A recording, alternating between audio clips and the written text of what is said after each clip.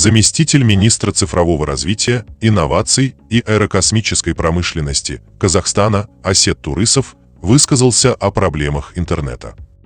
Журналисты спросили заместителя министра, почему в Казахстане постоянно возникают проблемы с интернетом. Турысов заверил, что в министерстве проводят соответствующую работу. Также он отметил, что усиливается ответственность самих операторов связи. Уже, насколько я знаю, порядка 271 миллионов штрафов оплачено. В соответствующее законодательство внесли изменения. Утверждены параметры качества связи, повысились. Если же будут нарушения по вопросам качества, то соответствующий штраф будет выписан.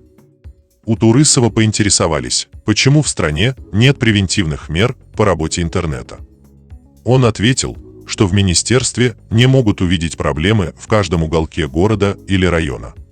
Также он заявил, что пользуется казахстанским оператором связи «Актив». В принципе, она работает, достаточно приемлемо для моих потребностей, отметил он. В октябре стало известно, что на Казнет обрушилось 20 миллионов кибератак. Это связывают с выборами президента. Стоит напомнить, что из-за подобных атак в Казахстане возникает все больше проблем с интернетом. Граждане почти ежедневно жалуются на периодические сбои сети.